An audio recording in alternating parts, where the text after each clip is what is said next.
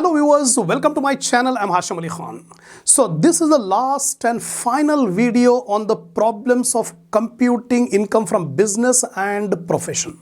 So far 12 problems I have completed, 13th, 14th, 2 more problems I'm going to finish in this video. So hope you have watched all the 12 problems and practiced it. So you got the full command on how to compute the income from business. See here, only listening and watching the video will not be sufficient. It needs your practice. So always practice the problems, and whatever notes I'm explaining, you are keeping the running notes, go through it. What are the important provisions of Income Tax Act? So all the problems are based on the theory. First 2 videos I have uploaded on the theory, how to compute income from business. Don't ignore that. First you watch that, then the problems will become easier. So if you have not watched, I suggest you go to the playlist of my channel, select the subject income tax for the assessment year 25-26. Watch the first video, theory video. Be perfect about the provisions, then you can understand. Keep a notebook, calculator, pen ready while watching the video and note it down the important provisions. Always keep the printout of the problems which I have given in the link under my description. So if you are satisfied with my lecture, give a like to the video, share my channel, and don't forget to subscribe. Come on, we'll see the 13th problem. Compute income from business of Madhu from the following information. So here profit and loss account is given. The net profit 5,08,000. And the items debited, salaries allowed, income tax not allowed as deduction, sales tax allowed, bad debts allowed, RBD, reserve for bad debts not allowed, disallowed, depreciation, if nothing is given in the adjustment, depreciation will be allowed, donations specifically disallowed, interest on capital, it's a notional expenditure, disallowed, drawing, it is not an expense, disallowed, insurance is allowed. Whereas net profit, now credit side, gross profit, rent. Rent is not a business income. It is taxable under income from house property. So we deduct, we should not take rent. Bank interest is taxable under income from other sources. It is not a business income. So we deduct. So these two are not business incomes. So we deduct. Additional information, salaries include proprietor's salary 10,000. So in the salaries, how much is the salary here? 80,000. Out of 80,000, 10,000 is the salary of the owner, proprietor, disallowed. Employee's salary will be allowed. So here salary of proprietor 10,000 disallowed. Depreciation allowed 1,30,000. So this depreciation which is debited to profit and loss account, that will be disallowed. And later depreciation as per IT rules, 1,30,000 will be allowed. That's all. Very small problem. Without writing working notes, I am directly coming to the answer because so many problems I have written the working note. Here also you have to write. Net profit as per profit and loss account is 5,08,000. Add inadmissible expenses. Proprietor's salary, just now I told you it's a notional expense, disallowed. Then income tax, it's a personal income tax, disallowed. RBD, reserve for doubtful debts, disallowed. Depreciation, disallowed. Donations, disallowed. Interest on capital and drawings. These are the items which are debited to profit and loss account, but Income Tax Act will not allow it. So we have added back. Total addition 3,10,000. So 5,08,000 plus 3,10,000, 8,18,000 minus incomes to be shown under other heads. There are 2 incomes which are taken in profit and loss account credit side, but not a business income. Rent 2 lakh and bank interest 10,000. So 2,10,000 is chargeable under other heads, not as a business income. So deduct 2,10,000, 6,08,000. Now discount allowed as deductions allowed as per IT rules. Only one deduction, depreciation. 1,30,000. Deduct 4,78,000 is the income from business. It's very simple problem. This is the last and final problem for this topic. Mrs. Shruti, a chartered accountant, submits the following receipts and payments account for the year ended 31st March 25. Compute her professional income. So last problem is computing the income from profession. So receipts and payments account is given. So we have to select only those receipts which are professional receipts. And other receipts we will ignore because those receipts will come under other heads. So here opening balance, ignore. We don't require opening balance. Audit fees, because chartered accountant, the SSC is a chartered accountant. The audit fees is a professional income. So we should take. Audit fees is a professional income. Dividend is not a professional income. It is taxable under income from other sources. So we should not take. जो professional income है वही लेंगे, बाकी के सब items को नहीं लेंगे. Then dividend. Examiner fee, that is a professional income, we should take. Then fee for accountancy work, it's a professional income, we should take. Gift from clients for professional people, gift received from client is a professional income. Then rent, it is taxable under income from house property, not professional income, ignore.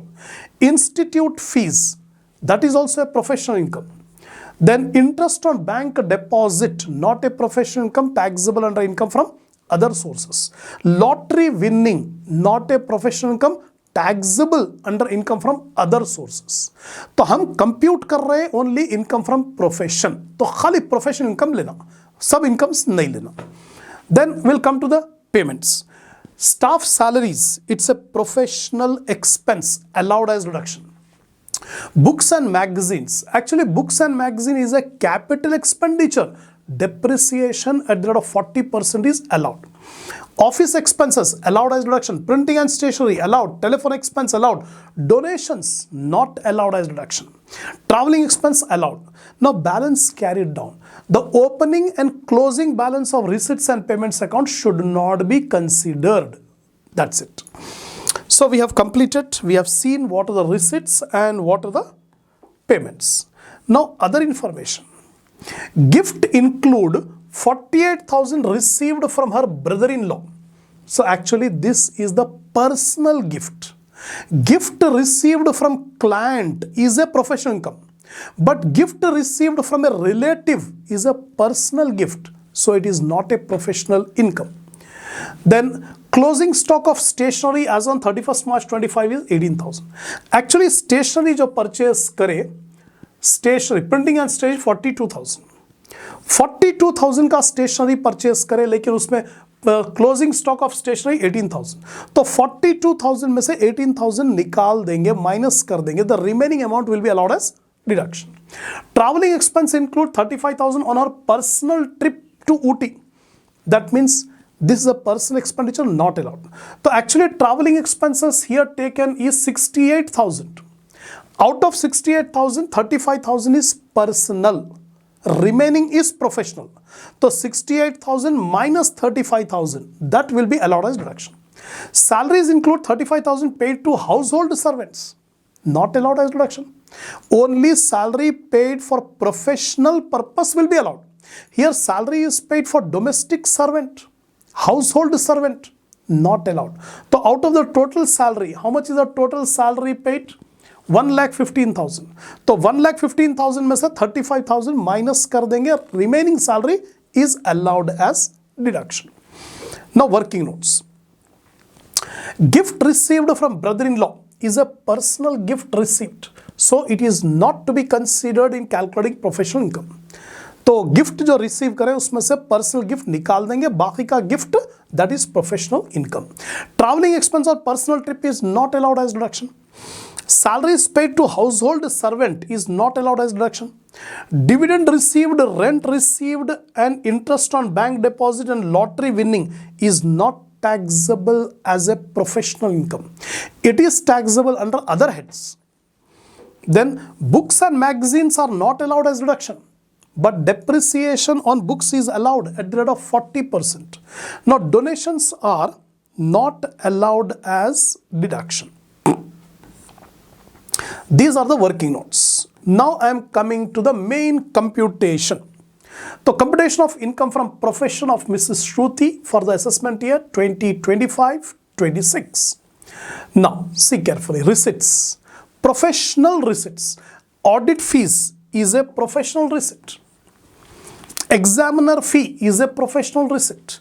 Fee of accountancy work is a professional. Gift from clients 85,000, but out of 85,000, 48,000 is received from a relative in a personal capacity, not a professional gift. So that will be deducted. So 85 minus 48, 37,000 is the professional income. Institute fees, that is also a professional income. The total of professional incomes are 3,96,000, right? Now expenses, payments.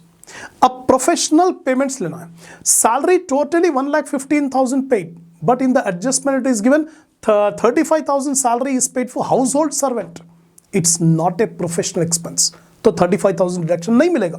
तो 115 minus 35, 80,000. Office expense allowed. Printing and stationery 48,000 paid. But in the adjustment it is given there is a stock of stationery at the end of the year.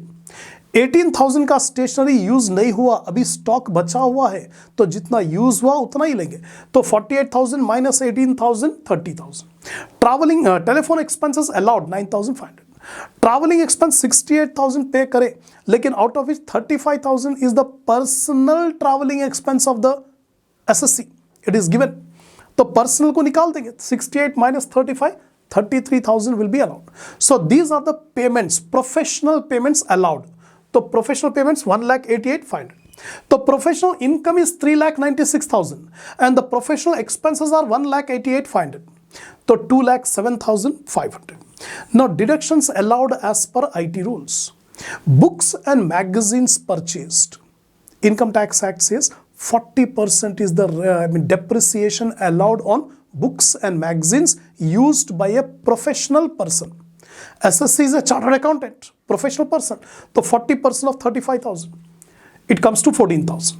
So income from profession is 1,93,500. That's all. So totally 14 problems I have explained and how to compute the income from business and profession. So I have applied my best of my ability in spite of fasting today. I have completed 7 videos on computing income from profession, hoping that students are following my lecture. They can be able to understand my lecture. They are benefiting from my channel. So I expect that you are also going to cooperate with me by sharing by sharing my channel among your friends, among your groups, and giving a like to the video. That gives me more motivation. Give your comments from which university you are pursuing your studies, from which country you are watching my videos, and don't forget to subscribe my channel. Inshallah, I'll start the next topic, that is income from capital gain, in the next video.